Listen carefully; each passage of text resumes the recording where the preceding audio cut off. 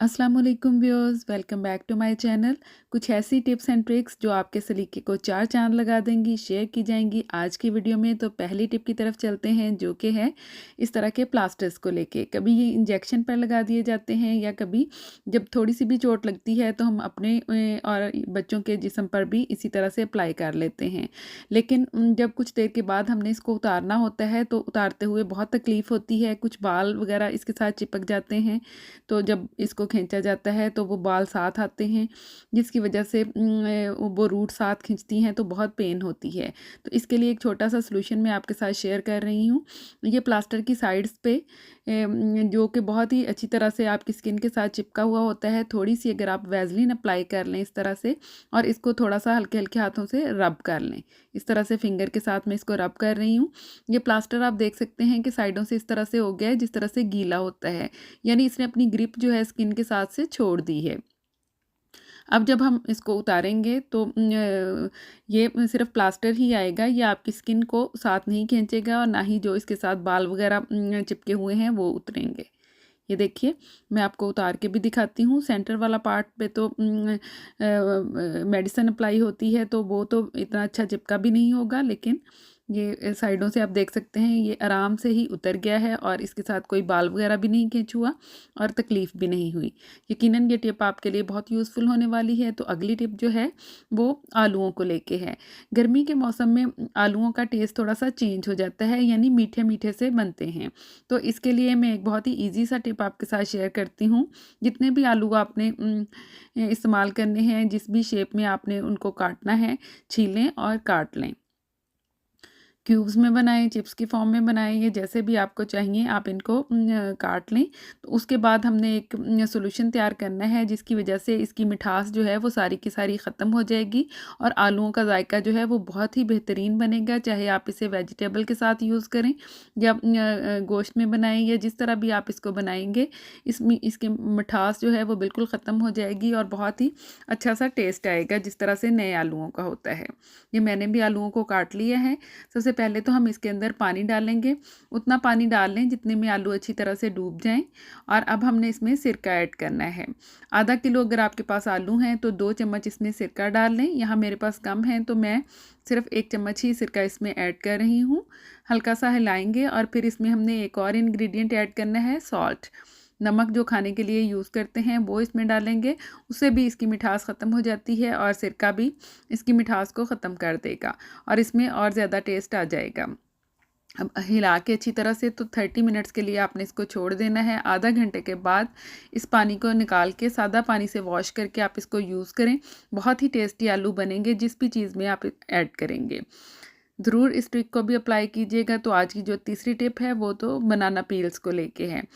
केला जब हम यूज़ कर लेते हैं तो इसका जो छिलका है वो हम अक्सर वेस्ट ही कर देते हैं, लेकिन मैं आपके साथ आज इसका एक बहुत ही यूज़फुल यूज़ शेयर करूँगी कि किस तरह से आप इसको सफाई के लिए भी यूज़ कर सकते हैं। ये देखिए, मैंने इसको उतारा है और अब हमने इसको स्टोव के ऊपर हल्का सा गर्म करना है। इतना इस तरह से गर्म करेंगे कि इसकी शेप जो है वो हल्की सी चेंज हो जाए, यानी ये थोड़ा सा सॉगी सा हो जाए। ये हल्का सा गर्म भी हो जाएगा और थोड़ा सॉगी भी हो जाएगा। उसके बाद हम इसको स्टोव को क्लीन करने के लिए यूज़ करेंगे। स्टोव चाहे ग्लास का हो या स्टेनलेस स्टील का, इसके साथ बहुत ही ज़बरदस्त क्लीन होता है और अगर उसके ऊपर दाग धब्बे पड़े हुए हैं या कोई चीज़ जम चुकी है तो वो भी बहुत ही अच्छी तरह से क्लीन हो जाएगी और इसमें बड़ी ज़बरदस्त सी चमक आ जाएगी। ये देखिए, अब इन ये छिलके हल्के से मैंने ठंडे किए हैं और अब इस तरह से हम रब कर देंगे। ये देखिए, यहाँ पे दाग वगैरह पड़े हुए हैं, चाय और दूध हल्का-हल्का गिर के जम चुका है, तो उसको उतारने के लिए इस तरह से हल्के-हल्के हाथों से हम इसको रगड़ेंगे। बहुत ज़्यादा रगड़ने की भी ज़रूरत पेश नहीं आएगी, ये चूँकि काफ़ी सॉगी है। तो ये इसको फ़ौरन से ही क्लीन कर देगा।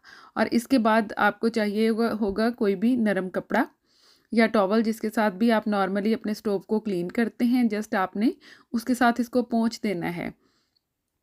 मैं छिलकों को साइड पे कर देती हूँ। आप इसके साथ एक छिलके के साथ स्टोव बहुत ही आसानी के साथ साफ़ हो जाता है और अब इसको मैं आपको साफ़ करके दिखाती हूँ कि इसमें कितनी ज़्यादा चमक आ गई है और बिल्कुल नए की तरह चूल्हा जो है वो ब्राइट हो गया है। ये देखिए। सारे दाग धब्बे अच्छी तरह से क्लीन हो गए हैं और अब आप इसकी लुक देख सकते हैं। तो आज की जो चौथी टिप जो है वो डस्टिंग के हवाले से है। जब भी हम डस्टिंग करते हैं तो थोड़ी देर के बाद ही दोबारा से डस्ट आ जाती है, चाहे वो फर्नीचर हो या रूम्स में या फर्श के इर्द गिर्द जो स्कर्टिंग बनी होती है वो हो। तो उसके लिए एक छोटी सी टिप है, ये मैंने फैब्रिक सॉफ्टनर लिया है जो हम कपड़े वॉश करते हुए यूज़ करते हैं। अगर आप अपने उस कपड़े के ऊपर थोड़ा सा इसको अप्लाई कर लें जिसके साथ आप डस्टिंग कर रहे हैं और फिर उसके साथ क्लीनिंग करें तो ये बहुत ही ज़बरदस्त सा उसमें चमक भी आ जाएगी। एक इसमें वो खुशबू भी बहुत ही अच्छी होती है, खुशबू भी आती रहेगी बहुत देर तक और कई दिन तक उस जगह पे डस्ट भी नहीं पड़ेगी। ख़ास तौर पर ये एरियाज़ जहाँ पे डस्ट जम जाती है और इसको साफ़ करना काफ़ी मुश्किल होता है, बार-बार करने का टाइम भी नहीं होता। तो आप इस एरिया को अगर आप फैब्रिक सॉफ्टनर के साथ क्लीन करते हैं इस तरह से, तो एक तो ज़बरदस्त सी क्लीनिंग होगी और दूसरा कई दिन तक आपको डस्टिंग करने की ज़रूरत ही पेश नहीं आएगी। ये देखिए और ये आप देख सकते हैं कि कितनी ज़्यादा डर्ट जो है वो क्लीन हो गई है, जो कि आम तौर पर डस्टिंग करने से क्लीन नहीं होती है। आज की 5वीं टिप जो है वो गर्मी के मौसम के ही हवाले से है। जब हम खाना खा चुकते हैं तो जो भी लेफ़्ट ओवर फूड होता है हम उसे फ्रिज में स्टोर कर लेते हैं। ख़ास तौर पर ये बिरयानी के लिए एक टिप आपके साथ शेयर कर रही हूँ कि जब हम इसको स्टोर करने लगते हैं तो इसमें जो खड़े मसाले होते हैं उसको आप बिरयानी में ना रहने दें, उनको निकाल के साइड पे कर लें। दालचीनी हो, जावित्री हो, बे लीव्स हों या बड़ी इलायची हो, ये सारी चीज़ें आप अलग कर लें और बाकी के खाने को किसी भी बॉक्स एयर टाइट बॉक्स में डाल के तो फिर फ्रिज में रखें। तो ये कई दिन तक ख़राब नहीं होगा और ये जो खड़े मसाले हैं इनकी वजह से ये चूँकि इन काफ़ी स्ट्रॉन्ग होते हैं तो इनकी महक की वजह से फ़ूड जो है वो जल्दी ख़राब हो जाता है। तो जिस भी फ़ूड में ये मसाले हों तो आप इन स्पाइसेस को अलग करके फिर अपने फ़ूड को स्टोर करें, तो ये आप ज़्यादा लंबे अरसे तक उसको यूज़ कर सकेंगे। तो आज की आखिरी टिप जो है वो कॉकरोचेस को लेके है। इसके लिए एक छोटी सी रेमेडी आपके साथ शेयर कर रही हूँ। ये मेरे पास थोड़ा सा लेफ़्ट ओवर सालन पड़ा हुआ है। आप राइस वगैरह भी ले सकते हैं, जो भी लेफ़्ट ओवर फूड हो आपके पास।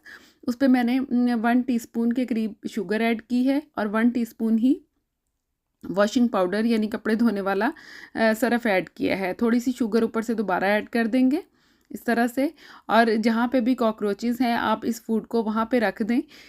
तो आपको अगले दिन इसके इर्द-गिर्द और इसके आसपास कॉकरोचेस की डेड बॉडीज़ ही नज़र आएँगी, क्योंकि जो इसमें हमने सर्फ़ ऐड किया है उसकी वजह से उनका स्टमक जो है वो काम करना छोड़ देगा और वो सर्वाइव नहीं कर सकेंगे। इसी तरह जहाँ पे आपने फूड का ये स्टॉक रखा हुआ है वहाँ पे भी आप इसको रख सकते हैं। ये उनके लिए जानलेवा साबित होगा और आप 1 या 2 दिन के बाद इस फूड को उठा के वेस्ट कर सकते हैं। यकीनन ये टिप्स यूज़फुल होंगी। वीडियो